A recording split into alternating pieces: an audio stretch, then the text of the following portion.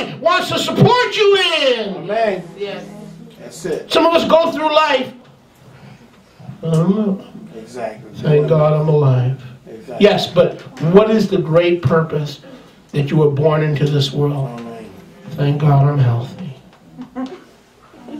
Thank God I have Blue Cross and Blue Shield. Thank God I have Social Security. I didn't ask you that. What is the great work and the great purpose that Yahweh wants and desires to bequeath to you? And once you know that great work, you can pick yourself up and get back to the work. And your enemies cannot defeat you. But if you're going through life depending on the goodness, kindness, and charity of others, good luck, darling. You're going to need it. And we don't believe in luck, do we? Nope. But you're still going to need it. I'm telling you, you've got to know. If Nehemiah didn't know his purpose, he would have got sucked into a million different skirmishes. A whole lot. A whole lot. Baruch Hashem Yahweh.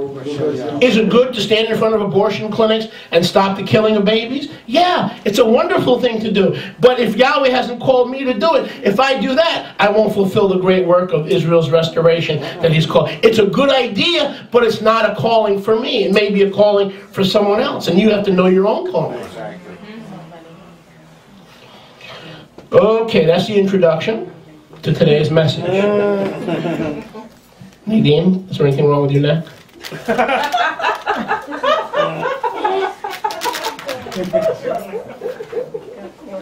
That's the introduction to today's message. Turn with me, please, to Mishlei 26:21. Mishlei 26, Proverbos 26 and 21. Mishlei 26:21. We go quickly. As coals are to burning coals, and wood to fire, so is a contentious man to kindle strife. Go to Mishlei 14:7. Stay away from contentious, argumentative people. Amen. They will suck you into battles. I know that's right. They'll suck your energy. They'll suck your time. They'll drain your calling, your everything about you, and you'll wind up fighting a battle that you shouldn't be waging. Mishlei 14:7. Go from the presence of a foolish man, Yes. when you perceive not in him the lips of Da'at. Romia 2:8. Romia 2:8. Romans 2:8. But to those that are contentious against the Emet, and do not obey the Emet, but actually obey unrighteousness, will come indignation and wrath. You don't have to fight the battle. What's coming in their life, if they're contentious by nature, they're argumentative by nature, they want to engage you in debate, to pull you away from the great work and purpose of Yahweh that He has called you to do, and they're not obeying the Emet as revealed in the Word of Yahweh. What is coming their way? Indignation and wrath. So why do you have to fight the battle? Amen. Why do you have to fight the battle? People who are opposed to Yahweh's work are going to be the recipients of indignation and wrath. Why do we have to fight the battle? Exactly. Can I hear a good amen? 1 Corinthians 3:3. Corinthians Aleph 3:3. Corinthians Aleph 3:3. For you are still worldly, since there is among you ongoing envying and strife and divisions. Are you not worldly and walking as natural men? Let's read that again. For you are still worldly, if there is among you ongoing envy, strife, division. You're not worldly, walking as natural men. Okay, envy and jealousy is a way of the world. Amen. It's a way of the world. When we walk in envy and jealousy, we're fighting our own battles. We're trying to change situations, and it's draining us. And we're getting tired. And we're getting fed up because of ongoing envy, jealousy, and strife. Galatians 5:20. Galutia 5:20. Idolatry, witchcraft, hatred, quarrels, jealousies, rage, strife, selfish ambition, stubbornness, and heresies. These are all works of the flesh. These are listed as works of the flesh. Idolatry, witchcraft, hatred, quarreling, jealousy, rage, strife. And we learned that a few months ago in that teaching on jealousy. We learned that.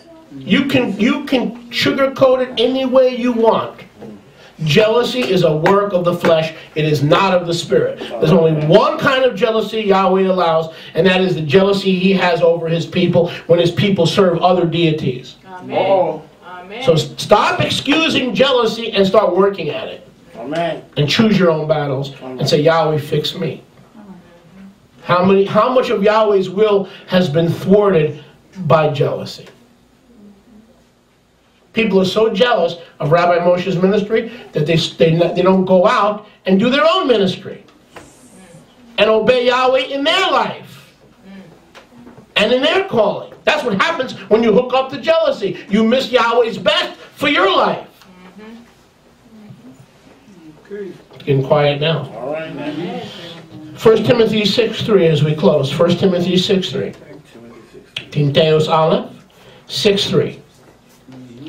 If any man teach otherwise and consent not to wholesome words, even the words of our Master Yeshua HaMashiach, and to the teaching which is according to Shabbat guarding piety, he is proud, knows nothing but is sick, engaging in questions and verbal battles, from which comes envy, contention, strife, blasphemy, and evil suspicions. Worthless disputes of men of corrupt minds, destitute of the emet, supposing that serving Yahweh is a means to unjust wealth, and is the same as Shabbat guarding piety. From such withdraw yourself.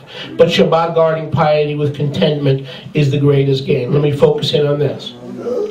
A man or a woman who engages in questions and verbal battles that comes from envy, contention, strife, pride, blasphemy, evil suspicions, are worthless disputes by men of corrupt minds. Do we really want to be found in worthless disputes with men and women of corrupt minds? No. That's what happens when we pick the wrong battles. That's what happens when we choose the wrong battles. Exactly. We become involved in disputes of men and women of corrupt mind, destitute of the emet, and comes all the works of the flesh. So, don't allow people to drain you. You're never going to get along with everybody at work. You're never going to get everybody in your family to like you. Even if you compromise your faith and nog the egg and egg the nog, thinking that Yahweh is on vacation, and, you don't want to break, you don't have much. You only have a few people in your family. You don't want to offend them. Pick your battles wisely. Amen. The only battle that you and I should be involved in are battles that directly affect Yahweh's calling and vision and will for our life.